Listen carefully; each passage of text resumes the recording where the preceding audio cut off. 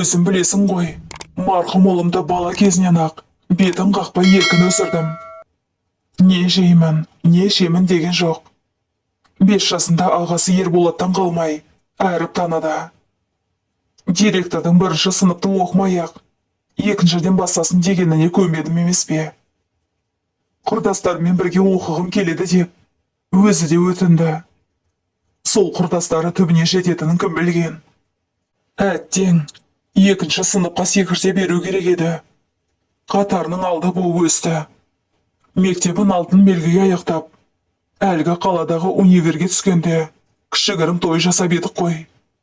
Иә, өзің де келдің емес пе? Адам өлетінін сезеді ғой.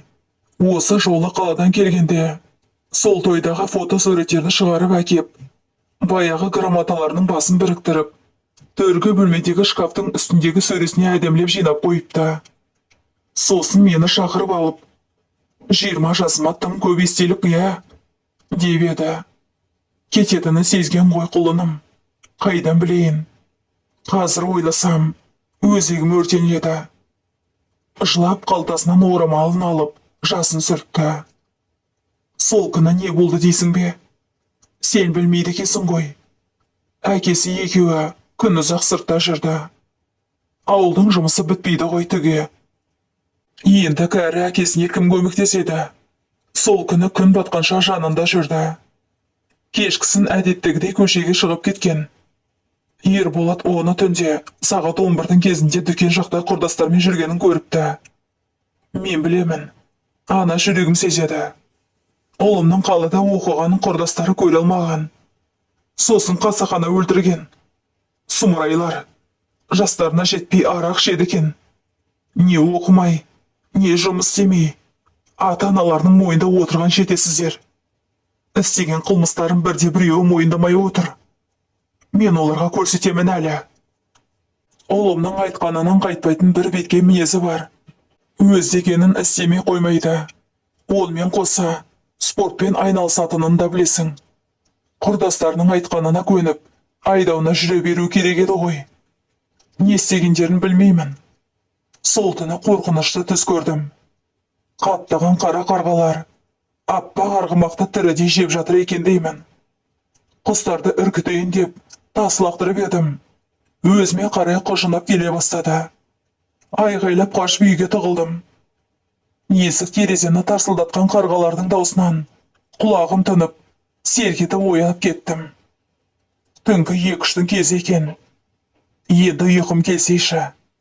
Біршама уақыттан соң, ұлымның үйде есігін ашып, ішке кіргені, төсегіне жайғасқаны естілді. Сыртқа шығып бара жатып, бөлмесіне бас сұқтым. Келген екен, ояу жатыр. Басын көтеріп қарады. Көңілім орнына түсіп, бұрышта жатқан пальтосын көтерімін дегенде, кешір, деп тұншыққанын естідім. Құдай-ау, не жазып еді сорлы ұлым? Жанына барғанымда көзі айналып бара жатты. Жүрегі жарылып кеткен екен. Достары қатты қорқытқан ба? Әлде бір дәрі-дәрмек ішкізіп жіберді ме? Менің сорлы балам. Не істесе де, достарының қатысы бар екендігі айдай анық. Бірақ ешқайсысы не болғанын айтпайды. Кеше қалаға не үшін бардың дейсің бе?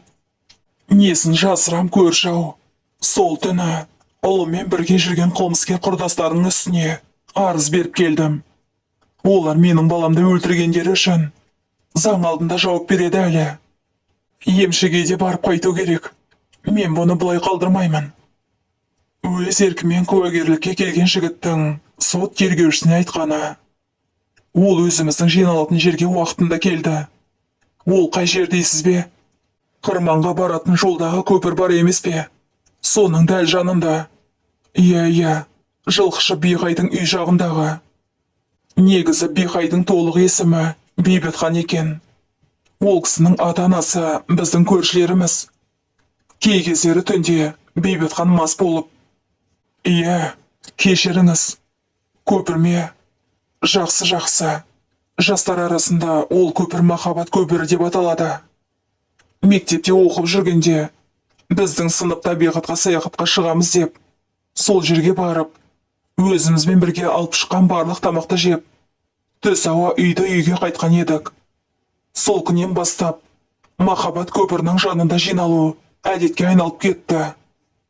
Мектеп аяқтағанда да сол жерде таңда қарсы алдық. Тілектерімізді қағазға жазып, босаған шөлмектерге салдық та, көпірдің жанына көмгенбіз. Ол кездер қызық еді ғой. Кешіріңіз, ол уақытында келді. Иә, қайтыс болған жігітті айтам. Сағат 10-ға қарай келді. Өзімізде сол уақытта жиналатынбыз. Кешіккен жоқ. Ауыл көшесін аралап, дүкен жаққа бардық та, қарызға сыра алдық. Неге? Қазіргі жасырға сыра ішу үшін ешқандай себептің керегі жоқ, тергеуші ағай. Айдар мен Ерсін бізден бөлініп, Айманның үй жағына кетті. Олар түріктің телехикаяларын көргенді жақсы көреді. Әсіресе бейуақ мезгілде басталатынын жібермейді. Әлгі мұртты түрік жайлы. Әңгімелері де сол телехикая айналасында. Кешіріңіз, өзіңіз ғой барлығын айтып бер деген. Сырама, иә, сыра ұрттап, көпір жаққа бардық. Карта ойнадық. Жоқ, ол сыра ішпейді. Жалпы ішкенін көрген жоқпын. Айтпақшы, мектепте оқығанда бір рет ішкенбіз. Ол оқиға туралы айтпай қояйын. Бір кезде Ерсін жүгіріп кеп, Айдар мен Айманның бір-біріне қатты ғашық екендігін жеткізді. Барлығымыз аңтаңбыз. Әрине, қаза болған жігіт сенбеймін деді. Ерсін таңдайын тақылдатып, телехикаядағы бір кейіпкердің даусын салып, ендеше Айманның жаңа ғана Айдарды бетіне сүйгенін қалай түсіндіресің? Өз көзіммен көрдім. Бақтың басы айналып, қуанышы қойнына симай келе жатыр, деді. Мұны естіген ол ашуланып, картасын шашып жерді. Екеуі қол алысып, бәстесіп жатқан. Неге сенбеді екен, білмеймін. Құрдас емессіз бе? Ойын ретінде қабылдадық. Мектепте оқып жүргенде Айман мен марқұм болған жігіт екеуі бір партада отыратын. Соңғы қоңырауда жарасымды жұп боп вальс биледі. Содан кейін бе? Әрине, Айдардың Айманды ертіп келгенін көріп, ол тіпті ашулана бастады. Ерегескенде не айтсаңдар да жасаймын. Айтқандарында орындай алмасам, өтірсеңдер де мейлі, сертімді бердім. Жігіт болмай кетейін. Ал айтыңдар. Қане? Деп жын ұрғандай айқайлап шыға келді. Біреулер әзіл деп қабылдады. Біреулер ішпей мас болу деген осы деп көңіліне алған жоқ. Ерсін карта ойнап отырғандардың қатарын толықтырып жатты да. Мықты болсаң, өткен айда қайтыс болған Кемел марқұмның қабіріне барып, тура басы жатқан тұсқа қазып қағаласың ба? Деп күлді. Оның ашуланып, қағамын дегеніне тағы бір-екі жігіт қолдарын сермеп, қой енді қолынан келмейтін істі айтып, аузыңды былғама. Қағалмайсың. Үстіңдегі судай жаңа пальтоңды бізге бересің. Әй, бірақ бәрібір қағалмайсың ғой. Деген сөздермен қайрап, отқа май құйып жіберді. Ол болса көзі жыпылықтап, түкке түсінбей тұрған Айманға ызадан булығып, бір қарап алды да. Айдар, жүр менімен, деді де үйіне қарай тартты. Сенің үйің жақын ғой, қазықпен зілбалға алып шықшы. Оның тістеніп сөйлегені бәріне анық естілді. Bir шама уақыттан кейін Айдар жан ұшыра жетіп келмесі бар ма? Көздері шарасынан шығып кетердей алықтайды. Анау шынымен бейіт жаққа кетіп барады. Тоқтатайық балалар. Жүріңдерші енді. Мені тыңдамайды. Ойын екенін түсіндіріңдерші. Айтқанынан тайыр емес. Қырсық екенін білесіңдер ғой. Кеттік. Дейді ендігіп. Мен барған жоқпын. Әрине, біріншіден бұның бәрі әзіл шығар деп ойладым. Екіншіден түннің ортасында есі дұрыс адам бейіт жаққа бармайды. Мен де бармаймын. Тіпті 11 жыл бірге оқыған құрдасым бір ай бұрын қайтыс болған Кемел марқұмның басына қазық қауға бара жатса да. Үшіншіден бәрі бейіт жаққа жүгіріп кетті де Айман жалғыз қалып қойды. Оны үйіне апарып тастау керек. Қыз баланы қараңғыда жалғыз тастап кетпеймін ғой. Айман өте келбетті, Қылықты қыз. Бірінші сыныпта менің алдымдағы партада отырған. Кейін 4-ші сыныпта 1 жыл бірге отырдық. Иә, жарайды. Қай жеріне келдім? Айманды үйіне шығарып салып, жігіттердің келуін күтемін деп ойладым. Жол бойы үнсіз келдік. Мойнымызды созып, бір нәрсе көрінетіндей бейіс жаққа қарап қоямыз. Айман қалың ойдың шырмауында. Үйінің алдында келгенде, сау бол дегендей, басын изеді де, жасыл қақпалы ауласына еніп кетті. Жігіттерді күткім келген. Бірақ шаршап тұрғандықтан, күні бойы ауыр жұмыс істедім. Ұйқым келіп, үйге қайттым. Басын қасып, желкесін сипап, сөз табылмай қиналып қалды. Апама алаңдайды. Кешірім сұраймын. Жоқ, ешқайсысын көрген жоқпын. Жастыққа басым тиген бетте ұйықтап қалыппын. Ертеңінде ғана басқаларынан естіп, жақсы бала еді. Кешіріңіз, бар білетінім осы. Айдардың сот тергеушісіне айтқаны. Айман екеуміз әубастан жақсы тіл табысамыз. Мектеп тәмамдағаннан бері арамыздағы достығымыз тіпті арта түскен. Қайтыс болған жігіттің жоғарғы оқу орнына түскенін естігенде Айман қатты қиналды. Себебі оның қалаға кеткенін қаламайтын. Ол ауылға келген бетте Айман кездесірші деп мазамды алды. Сол түні Махаббат көпірі жаққа ертіп келгенем. Ол балалармен сонда отыр. Қазір оңаша қаласыңдар дегенде қуанғанынан бетімнен сүйіп алды. Көпір жаққа барып ек, бірі қағалмайсың, бірі жоқ қағаламын деп дауласып жатыр. Ол менен қазықпен зілбалға сұрағанда ойымда ештеңе жоқ.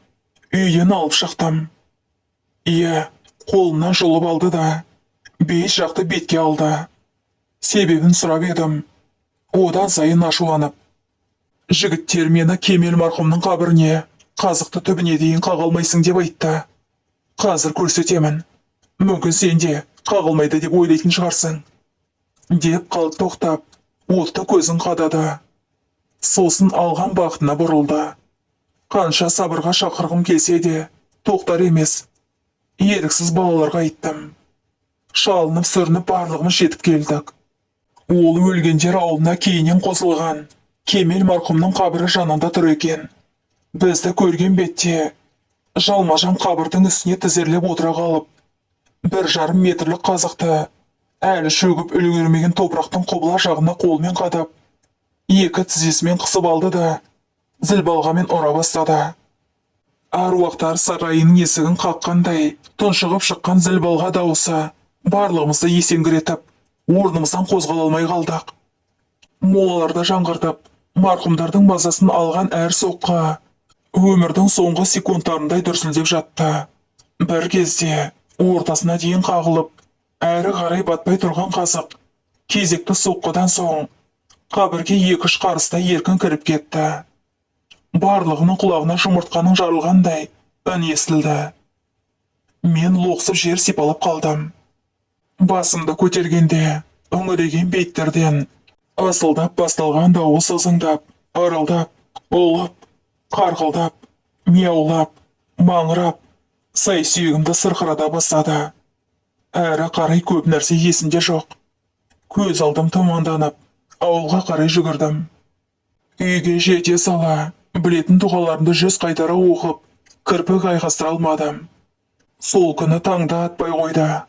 Оны көрмедің бе дейсіз бе? Қашып бара жатқанда артыма қарап ем, ол қабір басында жүрелеп, тұра алмай жатты. Қаза болған жігіттің емшінің құлағына сыбырлап айтқаны. Мен елеспін, тыңда мені. Ол түн ерекше түн еді. Мен шексіз түнекке қамалғанға дейінгі жалған өмірімнің соңғы демі. О, жалған өмір! Сол кезде сенің көкжиегінен осы түнек жаршық найзағайын сермеп, төніп келе жатқанда, оның ақиқат әлемінің түнегі екендігін ойладым ба, жоқ па? Сол бір өмір деп аталатын әлем мен үшін тәтті түседі ғой шіркін. О, өмір, жалған түс екенсің ау. Енді менің жаным қараңғылыққа байлаулы. Елеспін, тыңда мені. Түн қарғыс атсын сені. Неге сен әлемнің сансыз бояуын көлеңке көрпеңнен қымтар кезде менің де жанарымды томшаладың неге? Енді мен елеспін. Сөзіме құлақ тұр емші. Иә, мен қабір басына Айманды жақсы көргендіктен бардым. Иә, жігіттердің алдында есіріп артық сөйлегенім үшін бардым. Иә, өзіме өзім ерегісіп бардым. Қабір басына келгенде қазықта қақпай қояйын деп өзімді өзім тоқтатқан едім. Себебі бейіттерден есіңді жи, сен де бір күні өлесің деген дауыстар естілді. Бірақ достарым келіп қалғанда намысым жібермеді. Орындамағанша өлгенім артық, өлгенім. Бірақ мен өлмедім. Қазір сенімен тілдесіп отырмын емес пе? О құдірет, менің тәнім ғана өлді. Мен оны бар болғаны киім шешкендей тастай салдым. Бірақ жаным әлі қиналуда. Мәңгілікке маталдым мен емші. О жалған намыс. Бір сәтте аруақтар мекенін жаңғыртқан дауыстан селк етіп, есімді жидым. Санамды торлап алған ыза кек, ашу, қызғаныш тұманы әп сәтте сейілді. Бірақ қазықты қағып жатқан қолым өзіме бағынар емес. Тоқтат, тоқтат. Бойымды билеп алған әлде бір күш мен үшін қимылдап жатқандай. Болды, жетеді. Көз алдымда бүкіл өмірім тізбектеліп өтуде. Өз-өзінен жылай бердім. Кешір, Кемел марқұм. Олар ертең сені мазақтайды. Есіңді жи, күнәһар пенде. Ұрсаңшы, ұра түс. Тоқтат, деймін, аруақтарды оятсын. Бәрі көрсін, тағы бір екі соққы. Кешіре көр, Құдай кешіре көр. Жан жағымда ақ пен қараңғы айқасы болып жатты. Міне, осы соққы жақсы. Енді олар сені сыйлайтын болады. Ал тоқтама, тағы бір рет соққы жаса. Кешіріңдер аруақтар. Сосын тіземе қысып ұстап тұрған қазықтың адам бас сүйегін тесіп өтіп, бұлжырап кеткен мидың қабір ішіне ағып жатқанын көзімен көрдім. Теріммен сездім, құлағыммен естідім. Мазарлардың көлеңкесінде тығылып, сыртымнан барлығын бақылап тұрған аруақтар бір көрініп, бір көрінбей, жан-жағымнан табалай бастады. Кемел марқұмның көрі мені ішіне қарай жұтып, тұңғиыққа тартып әкетіп бара жатқандай. Зіл балғаны тастай салып, қашпақ болдым. Бірақ пальтомның етегінен әлде бір күшті қол ұстап қалды. Қайта тұрайын деп ем, жібермеді. Мен аруақтардың қағарына ұшыраған елеспін. Тыңда мені. Құлағым тұнып, көз алдыма мың миллион жарықтар өшіп жанып жатты. Тағы ұмтылдым.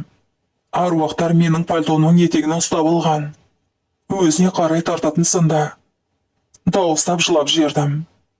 Өз даусым өзіме бөтен секілді. Мен емес бұл жылап жатқан, мен емес. Қатты жұлқынып қалып ем. Түнек тырнағына ілінген пальтомның етегі қырқ етіп жыртылды. Олары мені жібере салды. Сыртына жығылып, ауылды бетке алдым. Артыма қарауға қорықтым. Ентіліп біресе оң, біресе сол жағымнан шығып, Кемел марқұмның аруағы қырсауымнан еріп келе жатқандай болды. Көзімді тарс жауып жүгіре бердім. Ашсам алдымнан шығатындай. Төтесіне үйге тарттым. Кіре сала, пальтомды шешіп, бұрышқа лақтыра салдым да төсекке құладым. Есіме ешбір дұға түспей қойды. Әне, олар ит болып үрді. Келіңдер, мына үйде. Енді сиыр болып мөңіреді. Мына терезенің ішінде, мына бөлмеде. Бір кезде есік ашылып, аппақ киімді аруақ кірді. Бұрышта жатқан пальтоға қол созды. Остың иесі бізді оятқан, ұстаңдар оны дегендей болды. Көз алдым қарауытып, үйдің көлеңкелеріне тығылып тұрған елестер кеудеме мініп, сол жақ тұсынан қазы қағып жатты.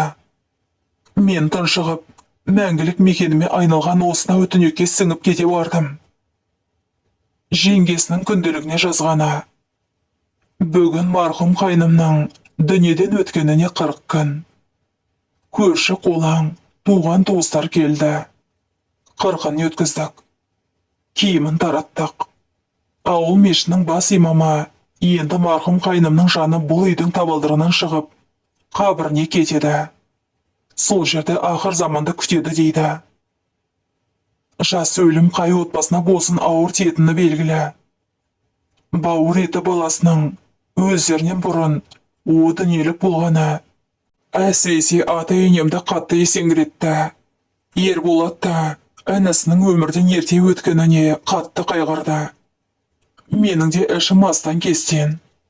Кеше ғана сені жеңге десем бекен, құрдас десем бекен, деп әзілдесіп жүр едік.